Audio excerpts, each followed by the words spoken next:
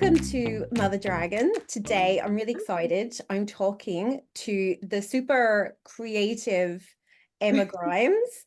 You're so very welcome. Thanks for joining me. Thank you for having me. Okay. It's I lovely. I know I have a lot of questions. Okay. I want to talk about your professional career. I want to talk about motherhood. And of course, I want to talk about maternity fashion. Um, Yeah. I know you and I have followed each other online for quite a while, and Yeah. I think your creative skills are just incredible. And I know Thank if you. I'm looking for a new makeup product, I always check if you've done a review first. So Yeah. Oh, um, I know we'll talk about that a little bit, but yeah. I guess start because you are so creative. Maybe tell me about your professional expertise and industry. Well, I guess professionally, what I've done since, well, up until I went on maternity leave, I was a visual merchandiser. So Mm. I worked in retail and I did, I suppose retail styling, window displays, Yep. in-store displays, all of that kind of stuff. And that's kind of something I kind of fell into after Okay. college. I was just working in part-time in a clothes shop and I got talking to the area visual managers and just I just kind of had a love for it and Mm. they um kind of got me to help them when they were doing different things. So then I ended up getting a job in a department store in Dublin and just it kind of just went from there and it was something I really loved doing. It wasn't something that I studied or anything. It Mm. just kind of fell into place Yeah. and ended up being something that I did for about over 10 years Brilliant. until I went to maternity leave. Yeah. So I didn't like study it in college or anything like Okay. that. I studied media arts Yeah. and it was at a time where the recession was going on and it was Mm. kind of impossible to get any kind of creative job. Yeah. So it ended up just working out that way that Mm. merchandising was something that I loved doing and yeah, Yeah. so And in that space, do you have a bit of license or is there just a brief and you got to stick to it, or does it depend on brands and companies you're working for? yeah, I'm sure it differs from company to company, but where I've worked, they would give you a brief, they would give you Mm. guidelines, and then you would have to kind of interpret those according to whatever store you worked in. So because I was based in the city centre and it was like a flagship store, Yeah. they were happy enough for you to kind of take liberties with things and use your Mm. own creativity and kind of go a little bit more out there with styling than you would, I suppose, if you were in a different area of the country or somewhere Yeah. else. So I liked that element of it, being able to Mm. use, I suppose, my own. And a lot of the time they give you a guideline, but you Yeah. might not have certain things in stock and all that kind of stuff. So you would have to take a lot of Mm. creative liberty with things. And um, it was one of those things where it would kind of push you outside the box a little bit and out of your comfort zone. So I kind of learned a lot of things that Mm. way that you were given the creative freedom and then you could learn from that Yeah. and do more. So I always liked that element of it. Anytime I Mm. was given a little bit of leeway and Yes. freedom, that was always my preference. So yeah. Yeah, and I imagine as a creative person that you do need that a little bit because that's where you're Yeah. learning and growing and expressing. Yeah. So, um, Definitely. I think anyone works in styling or anything like yeah. that, it's hard to be kind of put in a box Mm. and do things that have to be done a certain way. And I think the best work comes when you have the freedom to do what you want a little bit and put your own spin on Yeah, things. So yeah, absolutely. I I love guess that. that takes me to your social media presence and Yeah. your content, which, yeah, it's fabulous. Your makeup skills are incredible. Thank Um, you. so, and I will post all your social media channels because Oh, your Instagram, you've got a YouTube channel as well in your blog. Um, Tell me when you're doing that, mhm. your makeup, because Yeah, I love makeup. I love doing it for me. It yeah, work whether it's good or bad. I really enjoy doing it. Yeah. You're that kind of steps above that. Your recreations, your imagination, like your skill is incredible. So Thank talk you. me through. Yeah, it is. It's amazing Thanks. because not everyone's good at makeup, and that's, I think, I treat makeup like fashion in the sense Mm, that you do whatever you want, and yeah. as long as you're comfortable with it, Yeah. um, make it work.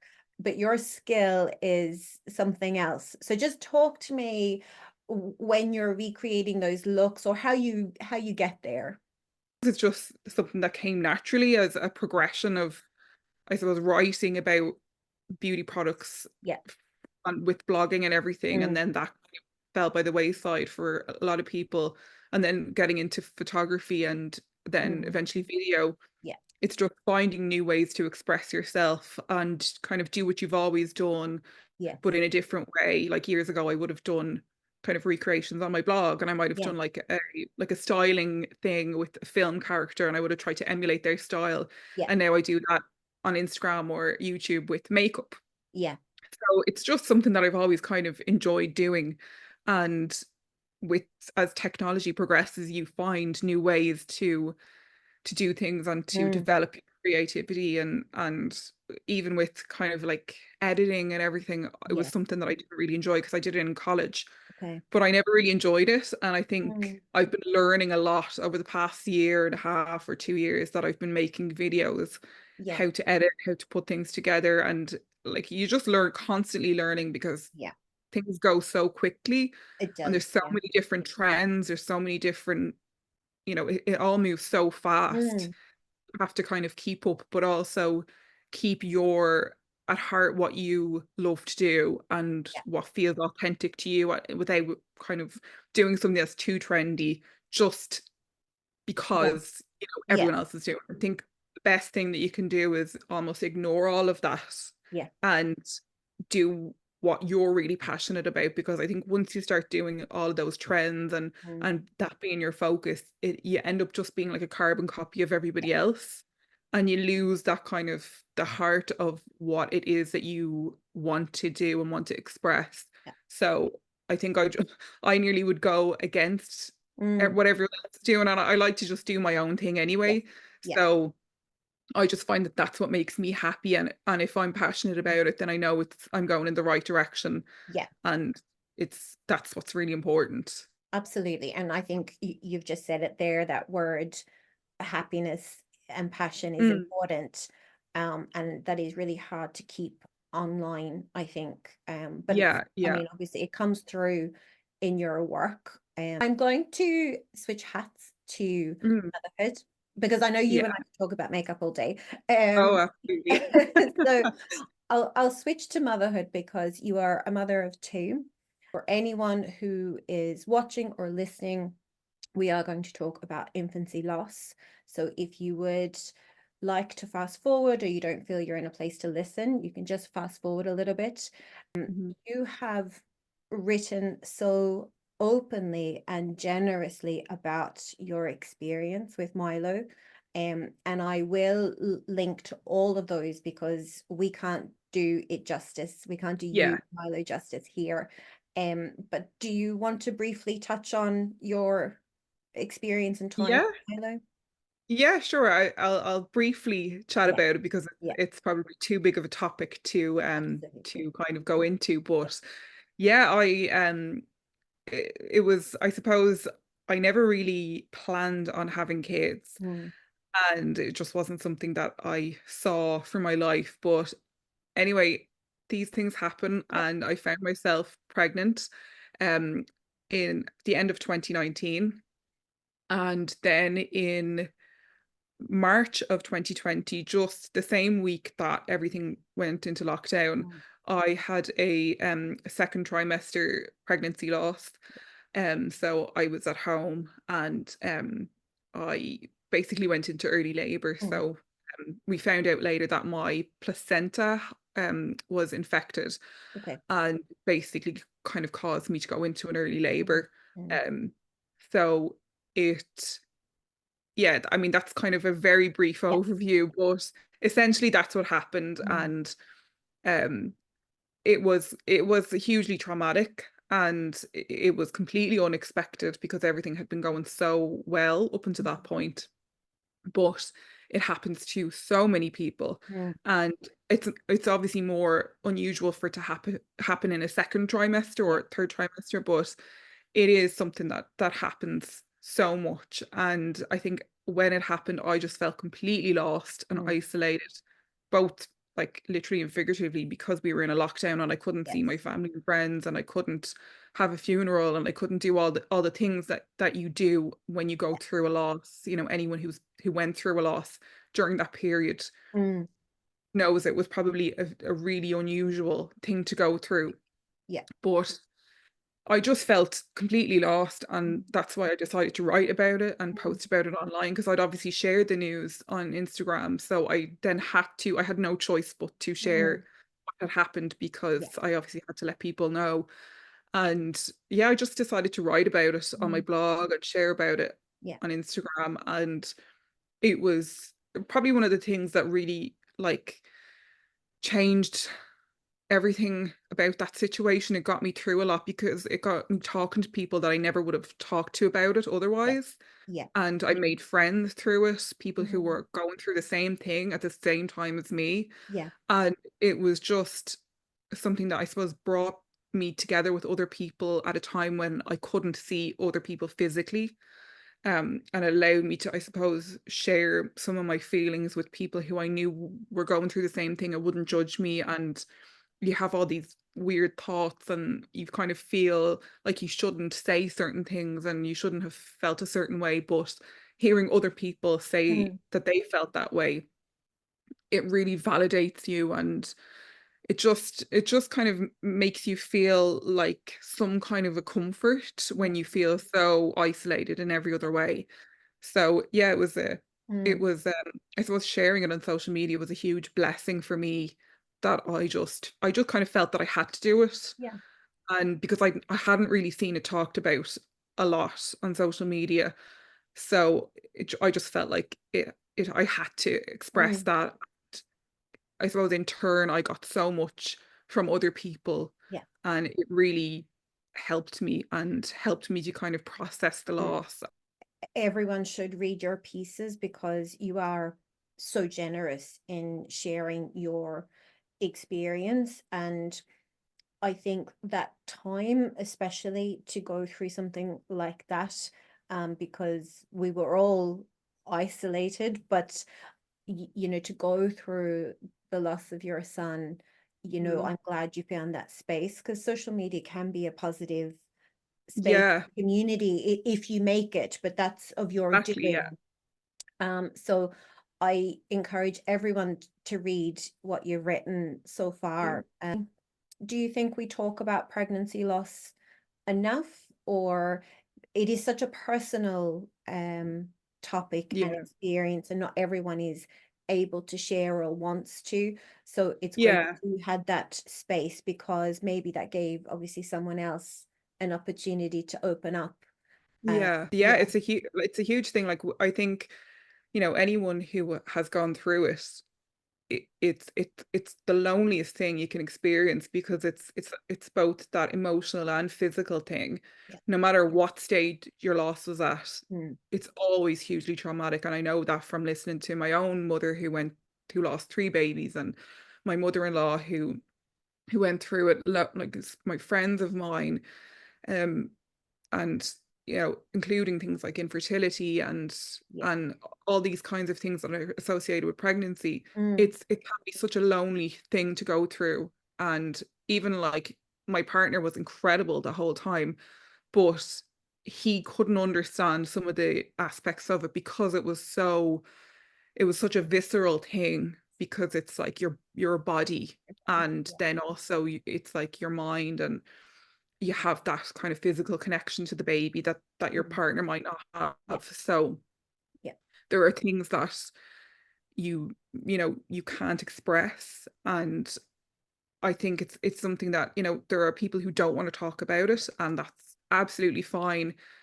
it's completely individual, and everyone's Yeah. experience is so different. I've heard so many stories, and no two are the same. Yeah. I think if you can't talk about it, you don't want to talk about it, that's absolutely fine. Mhm. But I think having some way of getting that out of you Yes. is hugely therapeutic and can really do wonders for like Mm.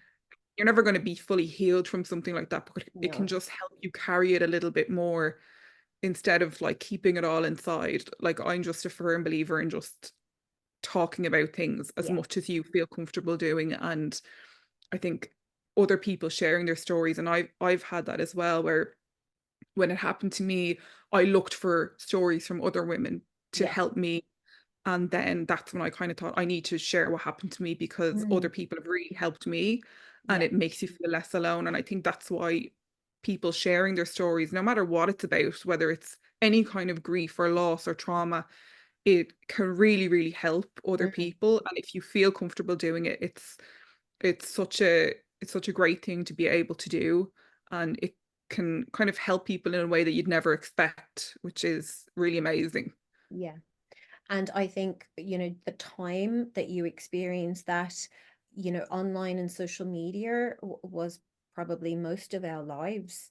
Um, Yeah, so exactly. Yeah. it's great that you were, not great is not the right word, Yeah. but I Yeah. think that you had the opportunity to share and to hear Yeah. from other women, and it's nothing, as you said, grief and healing, it's so personal, and Yeah. so I really, reading your stuff was it was really moving, and as a mother, I think it's hard not to be affected by these stories, Yeah. and obviously you don't want anyone to have to experience what you did, Hmm. but I think your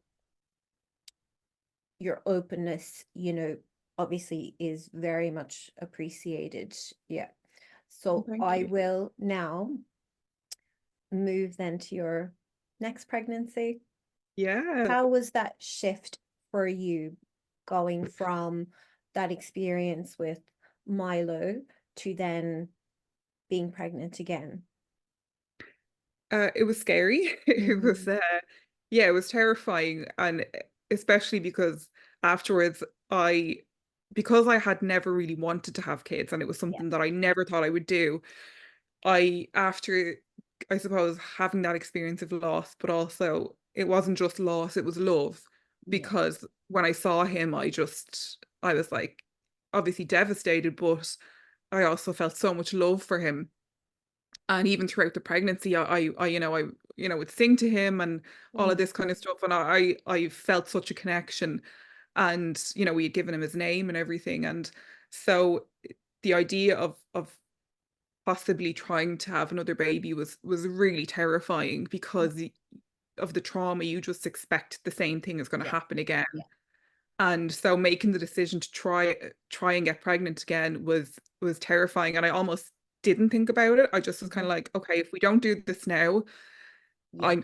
if I think about it too much, I won't do it. But Mhm. I have felt that love, and I felt that kind of like that bond. And I almost thought if I don't do this and I don't give it a chance, then I might always wonder about it. And I never had felt that way before, but Mm. experiencing the that kind of like parental love Yeah. for a baby, I kind of thought I need to have Mm. that and be able to express that love. And I felt that I was kind of ready to do that. Yes. So yeah, we just kind of decided to try again, and then I didn't expect to get pregnant so quickly. Mm.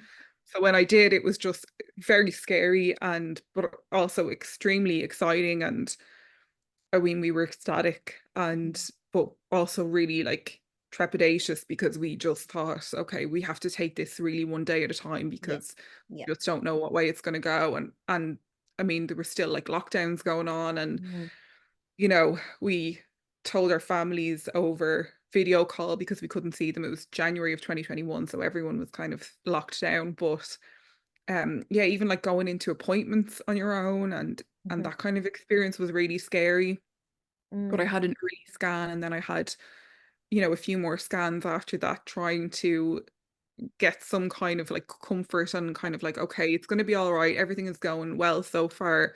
But I think anyone who has gone through pregnancy after loss, it's like you're holding your breath Yes. because you can't relax. Like there's Mm. just no way to relax. And the only time I ever felt at ease was when I was having a scan and I could see Yeah. her on screen and I knew that she was there and she was okay.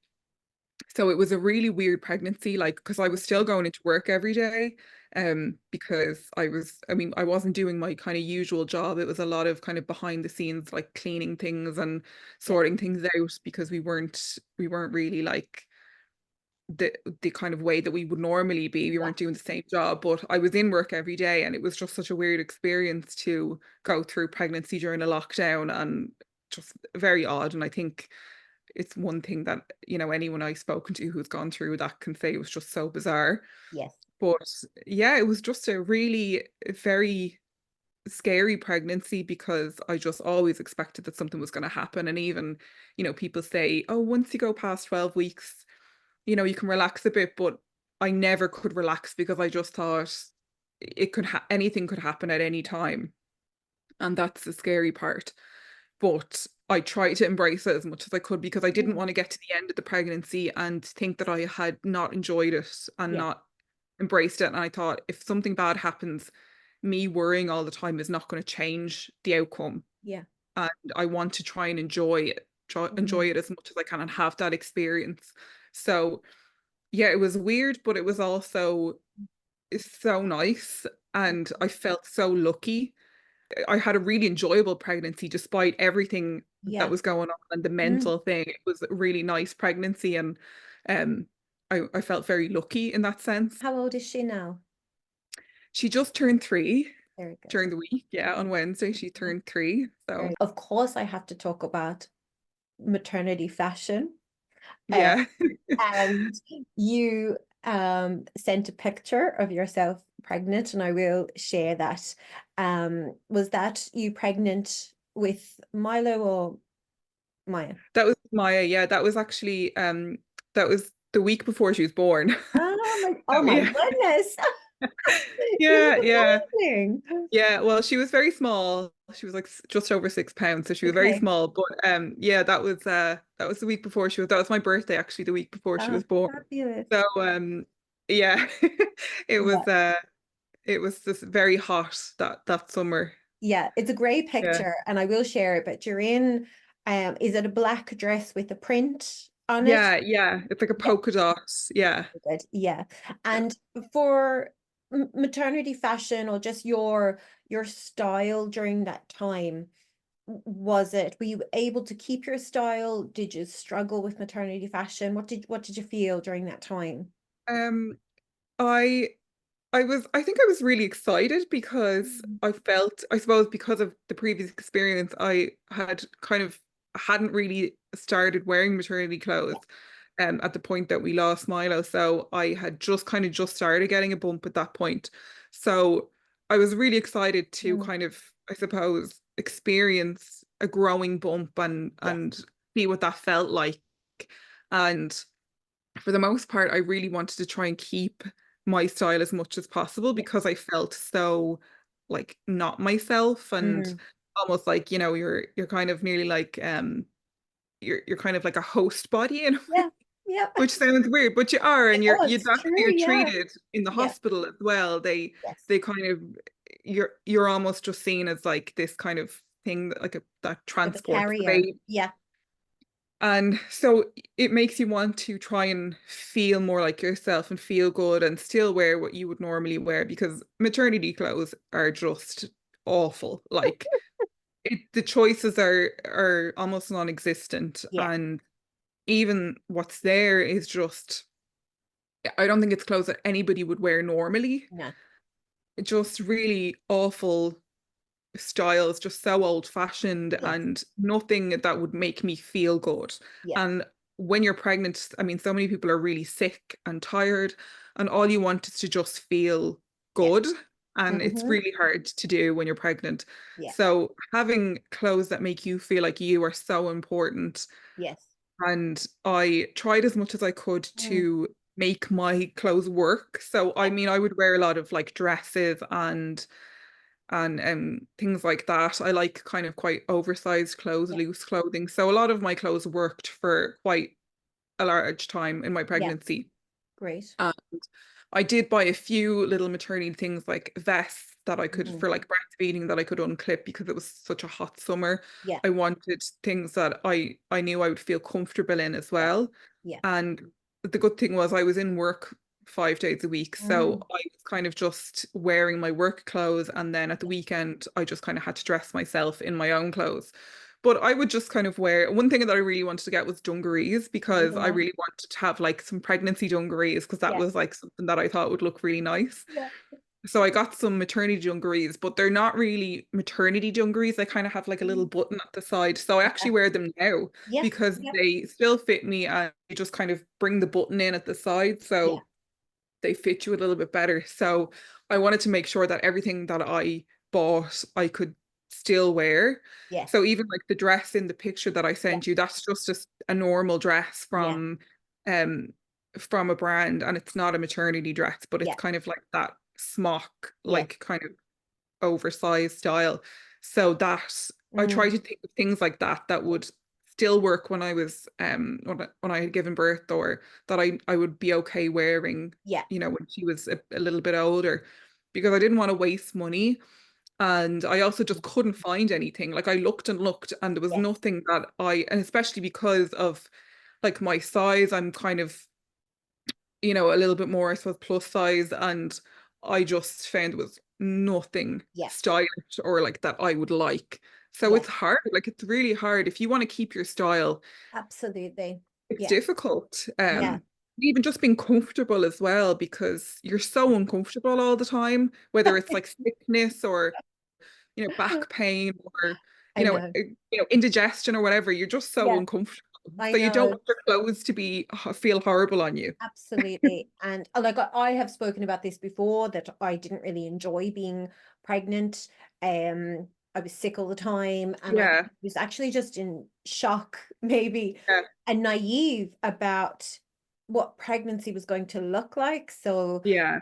my I just felt like my body wasn't working with me and I couldn't find my style. And Yeah. by the time I got my head around it, my little lady was here and my body was completely different. And Yeah.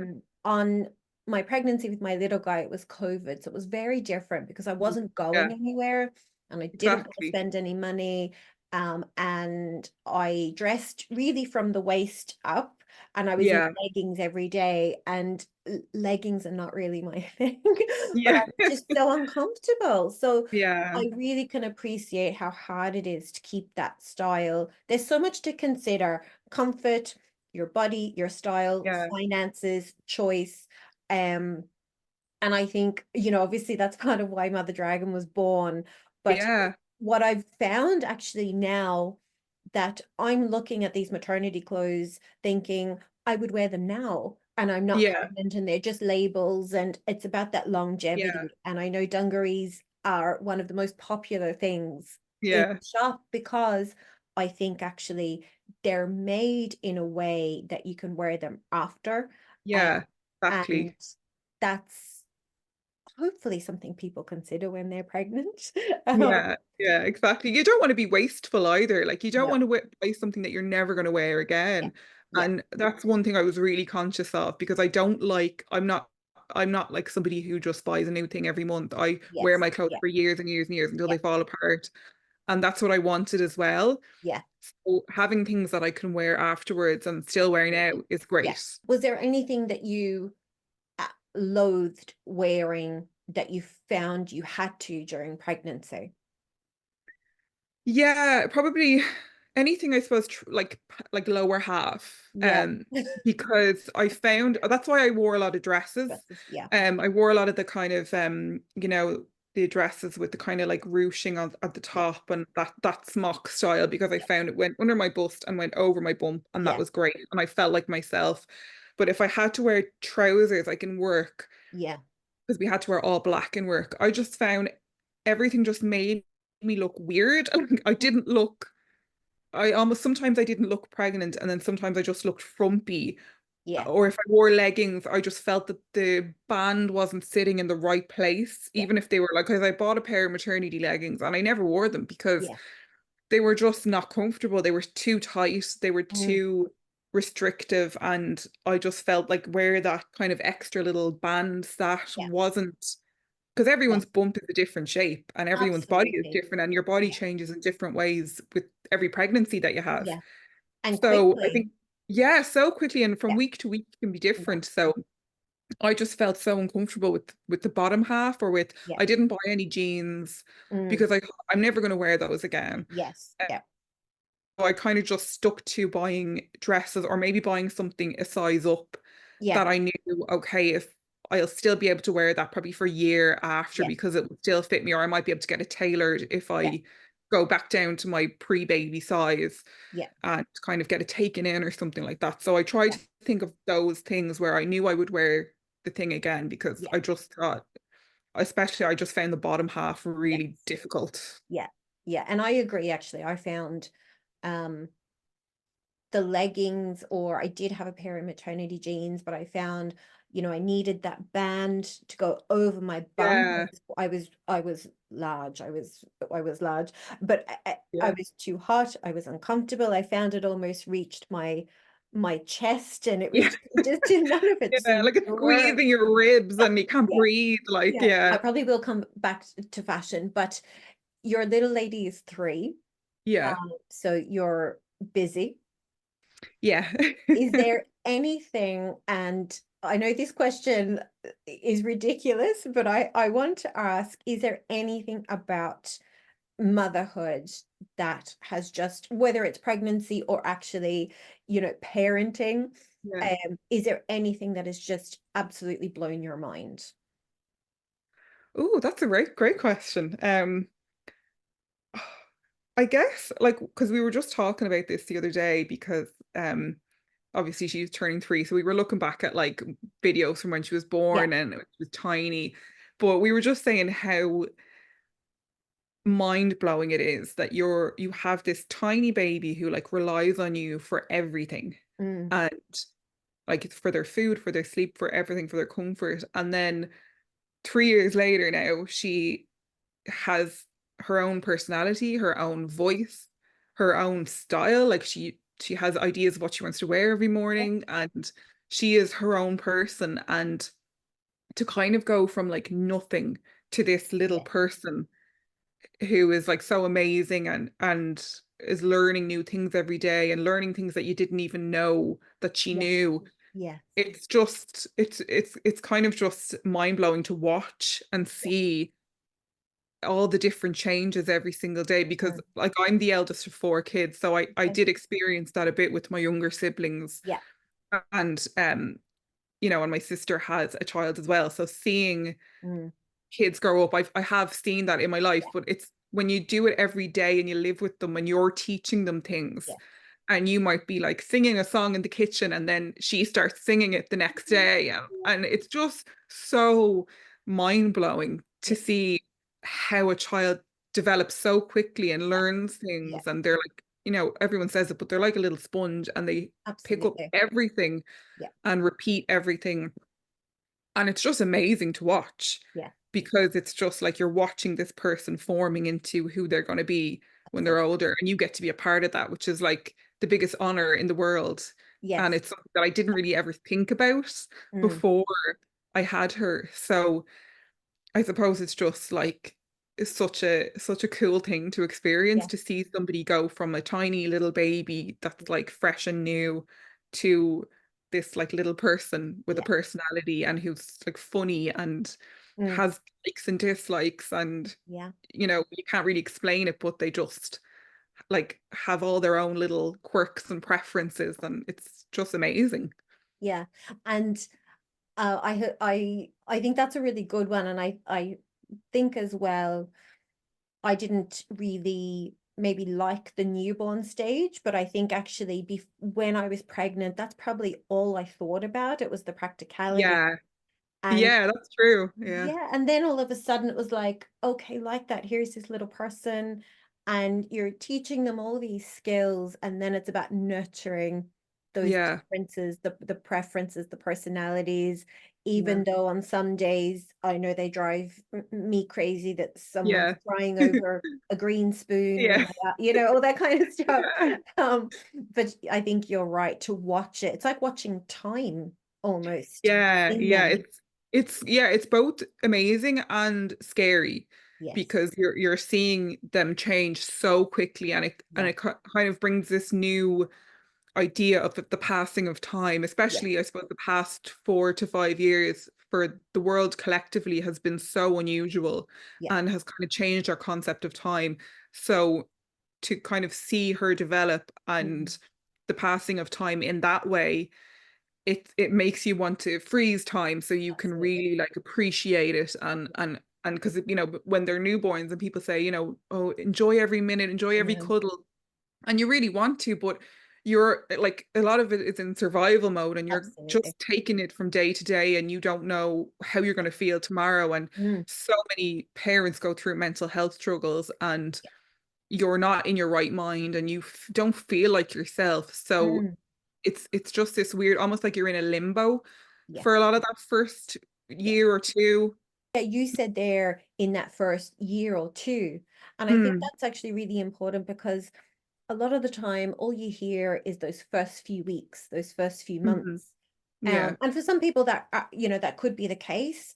But I definitely found it. I didn't really catch my breath yeah, until we got almost to the toddler stage. yeah, Um, definitely. and whether that was me physically, mentally, the kids, or work, life, all of it.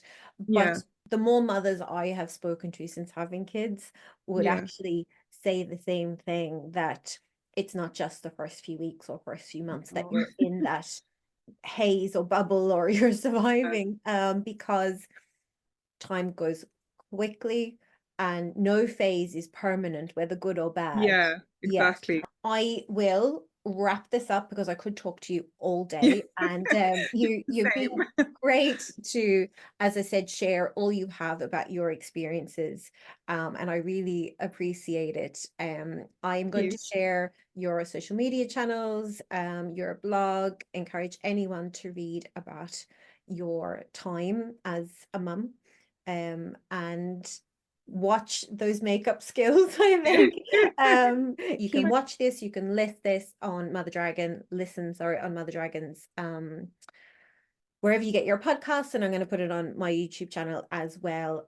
But Emma, thanks very much, and I will see you soon. Thank you. Bye. Bye.